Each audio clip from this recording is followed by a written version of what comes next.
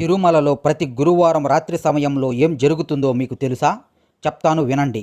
దీనికంటే ముందు ఎవరికీ తెలియని స్వామివారి విగ్రహానికి ఉన్న 3 నియమాలను తెలుసుకుందాం. పూర్వం రామానుజుల వారి కాలంలో ఆ విగ్రహం శివుడని, అమ్మవారని, కుమారస్వామి అని, బుద్ధుడని అనేక వాదనలు వచ్చాయి. అయితే రామానుజుల వారు మన పురాణాలను ఆధారంగా తీసుకొని అది విష్ణుమూర్తి అని నిరూపించారు. అలాగే భవిష్యత్తులో ఇలాంటి అనుమానాలు ఎవరికి రాకుండా ఆ విగ్రహానికి 3 కట్టుదిట్టాలు చేశారు. మొదటిదేంటంటే స్వామివారి ముఖం పైన పెద్ద నామం పెట్టాలి. అభిషేక సమయంలో తప్పితే దాన్ని ఎప్పుడూ సడలించకూడదు. రెండవది ఏంటంటే సాధారణంగా స్వామివారి స్వయంభుకి శంకు చక్రాలు లేవు. అందుకే స్వామివారి భుజాల మీద ఆభరణాల క్రింద వాటిని ఉంచాలి.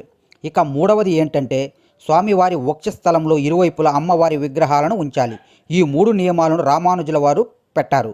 ఇకపోతే గురువారం రాత్రి స్వామివారి సన్నిధిలో పూలంగి సేవ అని జరుగుతుంది. అప్పుడు స్వామివారి నామాన్ని